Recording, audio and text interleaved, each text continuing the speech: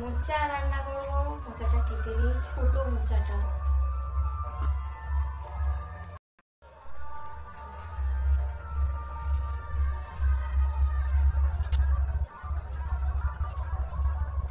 তো আমার মোচা কাটা হয়ে গেছে। আর মোচার তরকারিতে দেবো হচ্ছে আলু, আর হচ্ছে ছোলা, কাঁচা লঙ্কা, আদা জিরা বাটা, পেঁয়াজ আর টমেটো।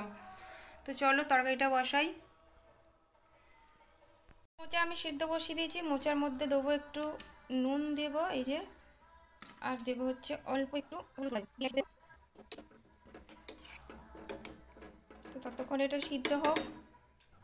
তখন মোচা সিদ্ধ হয়ে গেছে। তারপর আমি কড়াই তেল দিয়ে দিয়েছি তেজপাতা, গোটা গরম মশলা দিয়ে দিয়েছি, দুটো লবঙ্গ দিয়েছি, একটু ডালচিনি আর দুটো এলাচ দিয়ে দিয়েছি। তো এটা ভাজা হয়ে গেলে তার উপরে আমি দেবো হচ্ছে কেটে রাখা আলুগুলো দিয়ে দেবো, ছোটো ছোটো করে কেটেছি।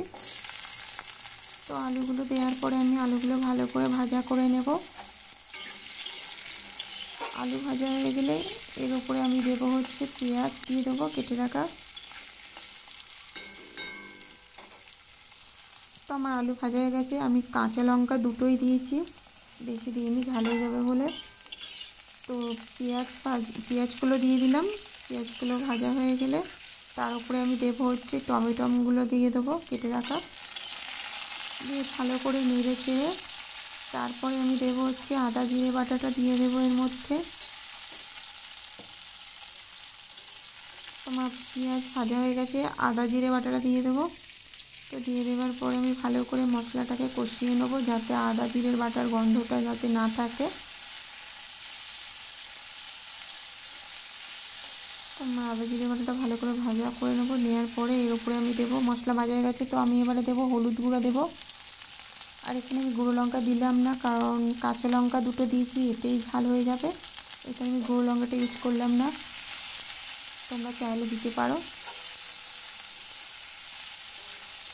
তো তারপরে আমি দেবো ছোলাগুলো দিয়ে দিলাম। ছোলাগুলো দিয়ে ভালো করে একটু কষিয়ে নেবো। কাঁচা ছোলা, এটা সিদ্ধ ছোলা না। তারপরে আমি দেবো হচ্ছে মশলাটা পুরো ভালো করে কষিয়ে নেবার পরে আমি দেবো সিদ্ধ করা মোচাগুলো দিয়ে দেবো, দিয়ে আবারও ভালো করে কষিয়ে নেবো। মোচাটা দেওয়ার পরে পরিমাণ মতো এবারে নুন দিয়ে দেবো।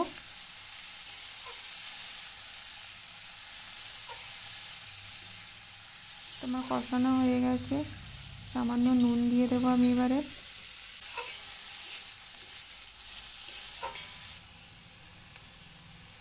আর দেবো সামান্য চিনি। মোচার তরকারি যেহেতু একটু চিনি দিতে লাগে, তো আমি দিয়ে দিয়েছি। এবারে আমি পরিমাণ মতো জল দিয়ে দেবো, অল্প করেই জল দেবো, কারণ আমার মোচাটা সিদ্ধ আর আলুটাও ভাজা হয়ে গেছে, সিদ্ধ হয়ে গেছে আলুটা ভেজে। তো অল্পই জল দেবো। তো আমি এবারে ঢাকনা লাগিয়ে দেবো। তো আমার মোচার তরকারি রেডি। নামানোর সময় ঘি গরম মশলা দিয়েছি, এটা তোমাদের সঙ্গে শেয়ার করতে ভুলে গেছি। তো ভিডিওটা কেমন লাগলো